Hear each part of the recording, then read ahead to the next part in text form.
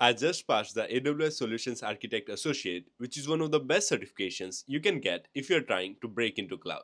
And I did it in just 28 days of preparation.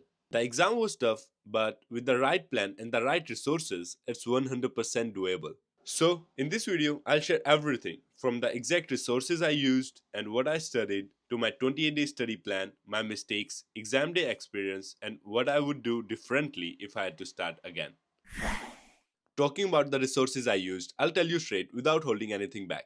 I used Stephane Maarek's AWS course on Udemy. I watched every single video of that course. It covers everything you need to know.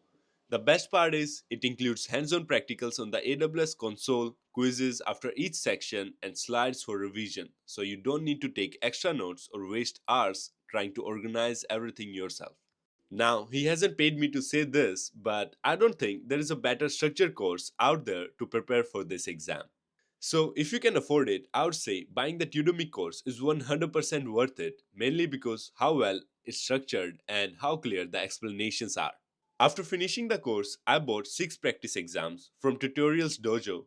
I attempted 4 of them completely under timed conditions, and trust me, practice exams are the real game changer. Taking the real exam without practice tests is like going to a real game without training. It drastically lowers your chances of passing. So, whether you use free tests or paid ones, just make sure you attempt at least a few full length practice exams before your actual test day. That combination, Stephen Marek's course plus practice exam, was all I needed to pass. Talking about my 28-day study plan, here's exactly how I studied. Stephen Marek's course has 33 sections, and my goal was to finish it in about 15 to 20 days. I aimed to complete 2 to 4 sections every day, depending on how long they were. Some were short and easy, others took more time, but I made sure to keep it consistent. Once I finished the course, I didn't move straight to the exam. I spent the next few days revising the slides Stephen provided. After that, I started attempting the practice tests. I bought 6, but attempted 4 of them under real exam conditions, timed, focused, and no distractions. Those tests were really hard, honestly harder than the real exam, but when I started scoring 65% or higher, I knew I was ready for the exam.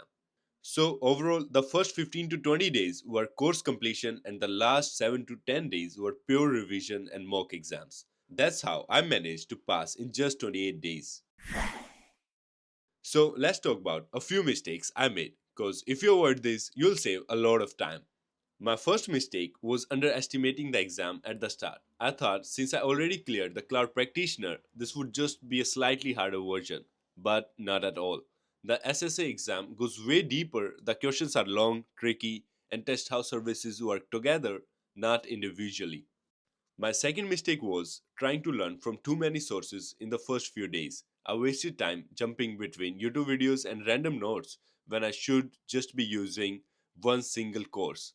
Another mistake, and this one is big. I think I should have started taking the practice exams before completing the whole course, as this would have helped me identify my weak areas sooner. And the last one, not reviewing the wrong answers properly. At first, I just checked my practice exam score and moved on, but later, when I actually started reading why I got something wrong, that's when I learned the most. So, yeah, don't make these mistakes. Stick to one good course, start practice exams early, see what you get wrong, and just revise the slides you get from Stephen Marek's course. So I scheduled my exam for 10:30 a.m. I woke up at 7, took a quick shower and had a light breakfast. Then I revised the slides for about an hour. After that, I talked to my mom, calmed down myself and got ready to check in. For anyone taking the exam online, make sure you check in at least 30 minutes early. They'll start your exam as soon as you finish the verification process, so be prepared. The questions are long and detailed, so you really need to manage your time well. I ended up using every single minute until the timer hit 0.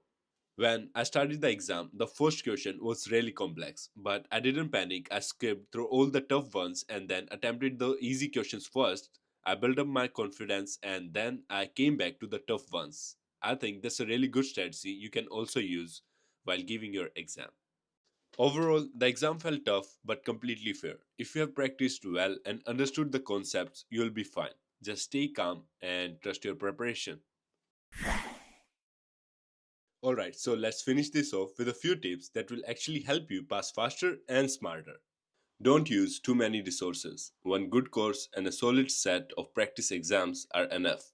If you keep jumping between different YouTube videos and blogs, you'll just waste time instead of building real understanding. Tip number 2, revise again and again. Keep going through the slides or notes until you can explain every service in your own words. Repetition is what helps you connect all the pieces together. Tip number 3, and this one is really important. If you are not a native speaker of English, there is an option for extra 30 minutes exam accommodation on the website when you are trying to book the exam. And this is the best thing you can do to yourself. Those extra 30 minutes will take the pressure from your head and will help you revise your answers or at least complete the whole exam while staying calm. Tip number 4 is just staying consistent. I can't emphasize this enough. This exam rewards consistency more than anything else. If you just study 2 hours a day every single day, you'll build momentum. But if you just miss a few days, it will break your rhythm and makes it so much harder to get back. So, for this exam, consistency is the real key. Tip number 5 is not directly related to this exam, but if you're not in a rush, I would say start with AWS Cloud Practitioner first if you haven't taken that, because that exam helps you build your fundamentals and builds your confidence for this exam. You'll also get a 50% discount coupon which you can use for this exam.